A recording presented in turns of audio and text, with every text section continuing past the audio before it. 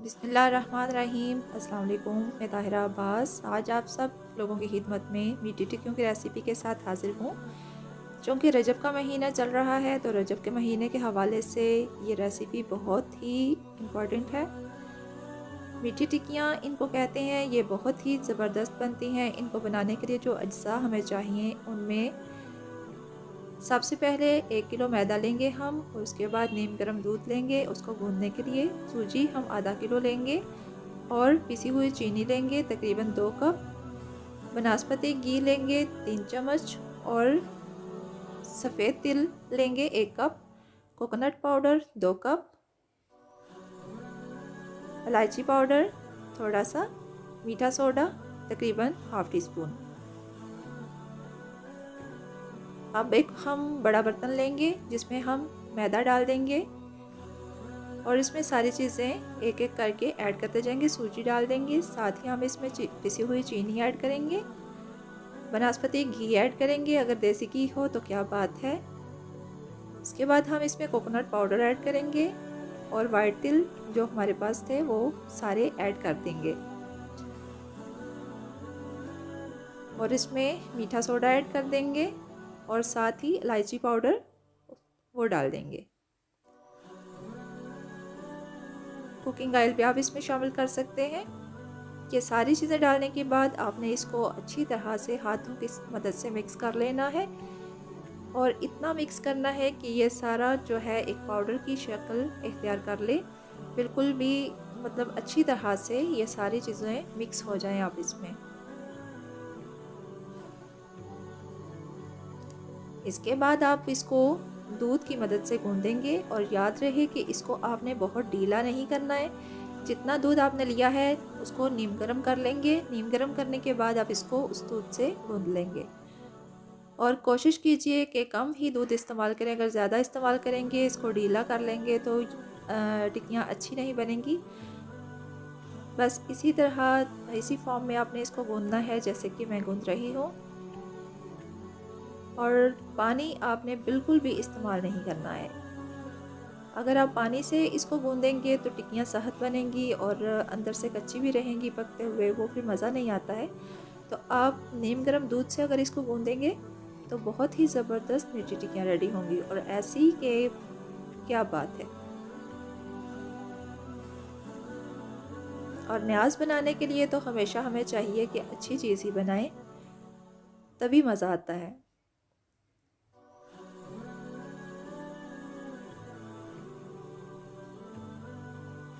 अब हम इसमें थोड़ा सा कुकिंग ऑयल शामिल करेंगे क्योंकि ये मैदा है, हाथों पे चिपक रहा है, तो इसमें हम कुकिंग ऑयल शामिल करेंगे तो ये हाथों पे ज़्यादा चिपकेगा नहीं।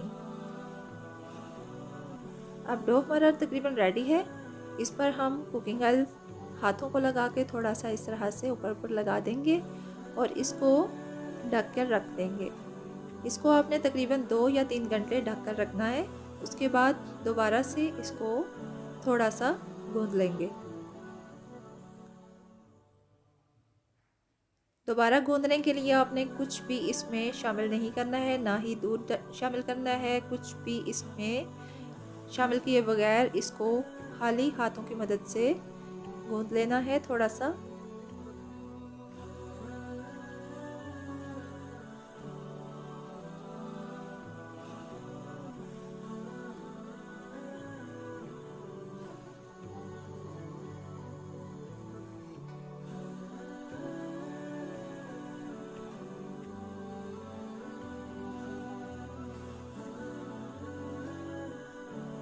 ये देखिए थोड़ा सा टाइम गूंदने के बाद ही बहुत ही ज़बरदस्त डो बनकर रेडी हो गया है।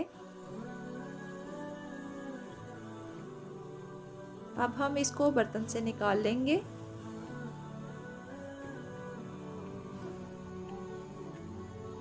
और इसको ज़रा इस शेप में बना लेंगे।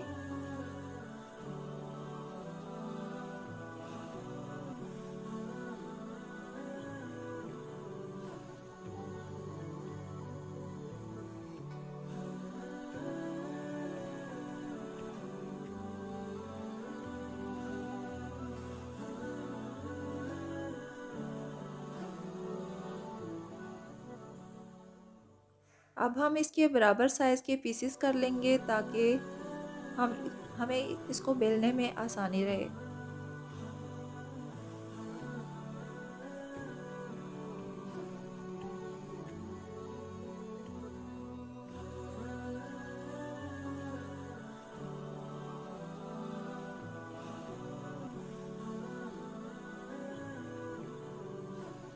हम इसका एक बड़ा सा पेड़ा बना लेंगे।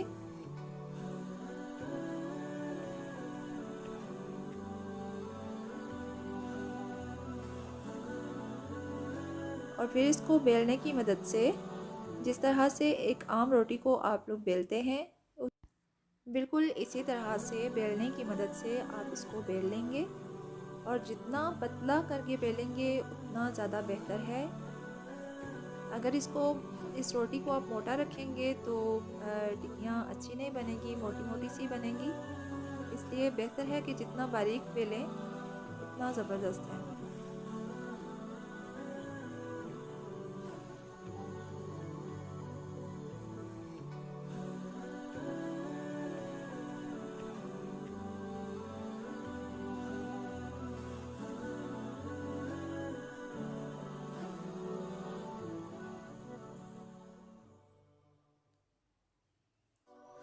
अब आप किसी भी चीज़ से, किसी ढक्कन से इसको कटिंग कर सकते हैं, लेकिन अगर आपके पास कुकीज़ कटर है तो बहुत ही ज़बरदस्त है।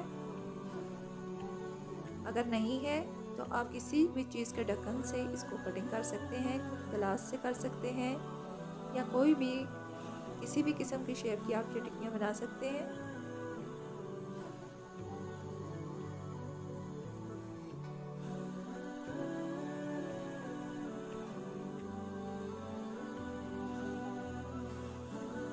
बस इसी तरह से आपने कटिंग करके इनको रखते जाना है।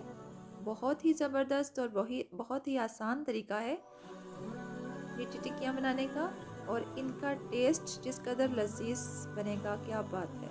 आप बनाएंगे तो इंशाल्लाह आपको बहुत ज़बरदस्त लगेगा और इसी तरीके से आप बार बार बनाना चाहेंगे, क्योंकि ये तरीका बहुत ही आसान है और बहुत ही ज़बरदस्त है। अब आप थोड़ा सा इसमें कुछ आटा डालकर देख लें, क्योंकि ऑयल जो है वो ना ही बहुत ज़्यादा गर्म होना चाहिए और ना ही बहुत कम गर्म होना चाहिए।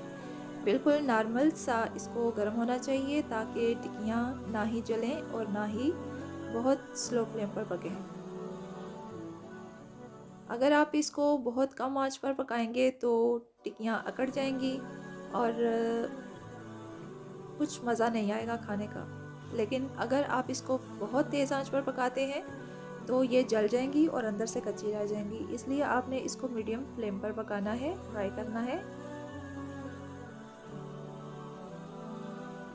बस इसी तरह से आप इसकी साइड चेंज करके इनको दोनों तरफ से फ्राई कर लेंगे। देखिए कितनी ज़बरदस्त लुक आई है और कितना ज़बरदस्त गोल्डन कलर आ गया है इनका।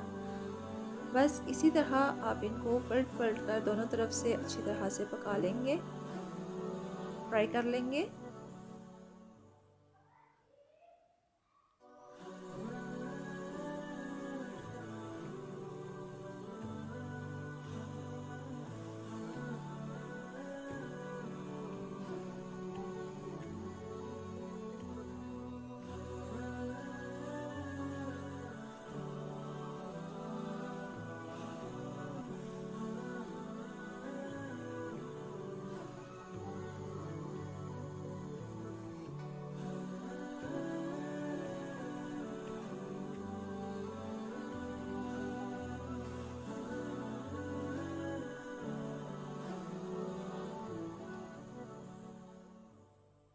देखिए जो हमने पहले टिक्कियाँ डाली थी उनकी बहुत ज़बरदस्त लुक आई है। अब मज़ीद टिक्कियाँ मैं डालती जाऊंगी और उनको थोड़ा सा और फ्राई करने के बाद निकाल लूँगी ऑयल में से। बस ये है कि थोड़ा बहुत जो वाइट कलर रह जाता है उसको भी थोड़ा फ्राई करने के बाद निकाल लेते हैं।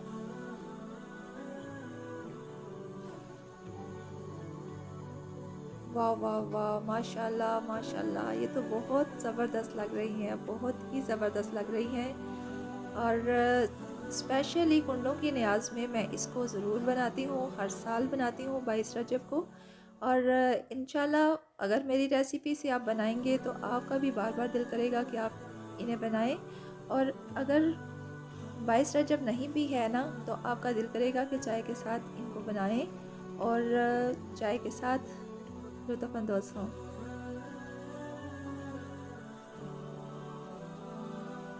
बहुत ज़बरदस्त, बहुत कमाल की ये मीठी टिक्कियाँ बनी हैं और टेस्ट भी इस कदर शानदार इनका बना है कि हर चीज़ परफेक्ट है, ना ही चीनी कम है और ना ही अंदर से कच्ची है, बिल्कुल ज़बरदस्त टेस्ट है।